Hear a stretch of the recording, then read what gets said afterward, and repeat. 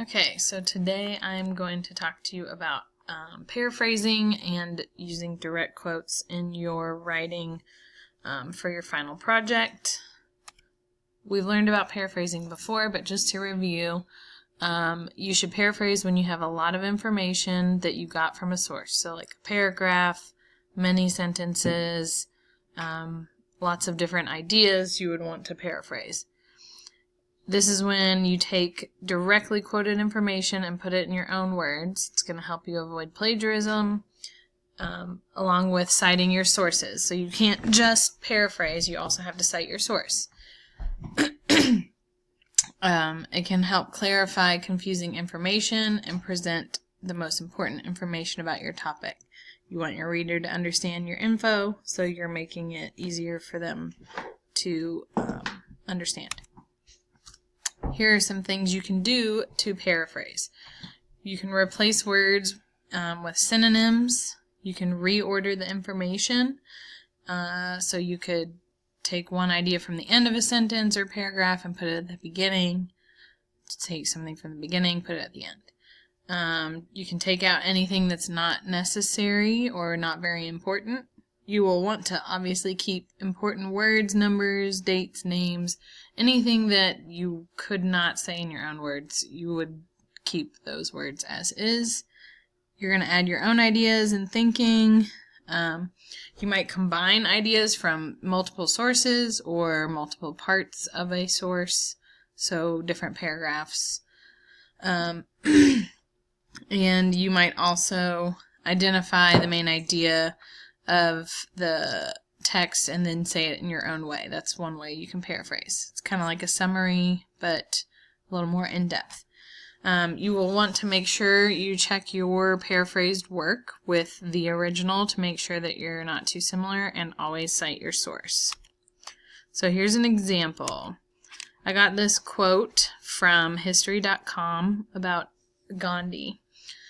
So I read this. I thought it was important because it was showing some things that Gandhi did in India early on to help Indian people. So what I did first is I went through this quote and identified some important information. So the year 1916, nonviolent civic disobedience was important to me. He was helping people oppressed by British masters. He encouraged people to improve their own circumstances, leading peaceful strikes and protests. And they referred to him as Mahatma or Great Soul. So those were some of the key details in this short paragraph that I found. So what I focus on in my paraphrasing is taking that information and putting it in my own words. So here is my paraphrase. Whoops. So in this, I said, Gandhi returned to India in 1916 and started nonviolent civic disobedience to try to help the people who were being treated unfairly by the British masters. So that covers these first three key details that I pointed out in the text. Then I said he led strikes and protests to help villagers improve their living situations. That is this next box that I identified was important. And then the last part, he was called Mahatma or Great Soul, or nickname that. So I took this and just reworded it into my own words. So when you are paraphrasing, you want to first identify what it is about the text that you thought was important, and then work to turn it into your own words. Notice that there is a lot in this text that I did not use. That should probably happen every time you paraphrase. Not every single detail is important. You have to pull out the ones that are important to what you're trying to explain about your topic. Okay, so paraphrase is one way we can use our research. Here's another, direct quotes. This is when we take the exact words from a text and give credit to the author or source in the text. Sometimes it's best to use this instead of paraphrasing. But we don't want to overuse direct quotes. You want to use them really carefully. So here's some situations where you might use a direct quote.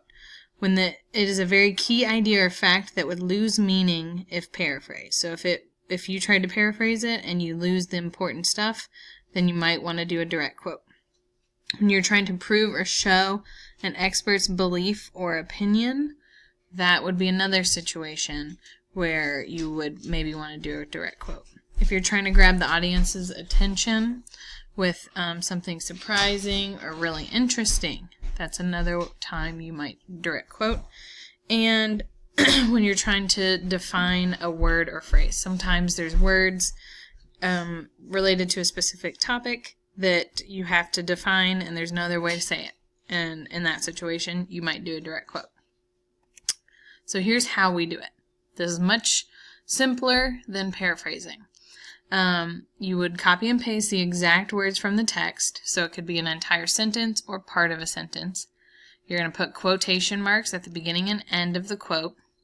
You need to give credit to the author or the source within the same sentence of that quote, and then you explain the quote or connect it to other ideas or information that you're presenting in your project.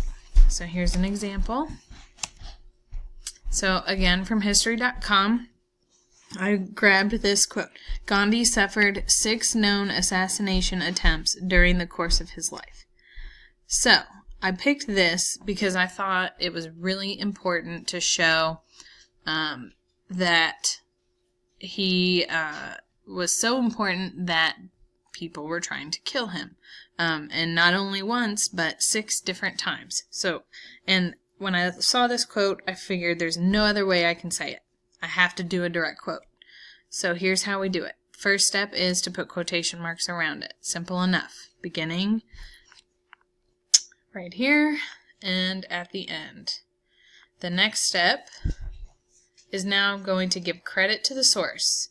So in this situation, I did not know the actual person's name who wrote the article on history.com. So history.com is my source. So I'm saying according to history.com. If you know the author's name, you would want to use their first and last name. If you don't know anything about the source, let me know and I can try to help you figure out how to cite the source in the sentence. But notice I talked about the source right with the quote. Then the last thing is to tie this quote in to something I think or other ideas or give an explanation. So here's my full direct quote. According to history.com, Gandhi suffered 6 known assassination attempts during the course of his life. The fact that so many people attempted to kill him shows how much of an influence and change he had on India and the world. So this last sentence is my own idea, my own thinking, related to my quote. So I'm explaining what the significance and importance of this quote is for the reader or my audience, so they know why I'm talking about that. So you have learned about how to paraphrase and quote using your research. So now you are finished researching and ready to begin quoting and paraphrasing. One thing to keep in mind, depending on which type of project your final project choice is, this will look a little different depending on which kind of project you are doing. PowerPoints, Prezis, Google Slides, brochures, and posters are all going to look pretty much the same. You're just going to be paraphrasing, quoting within there.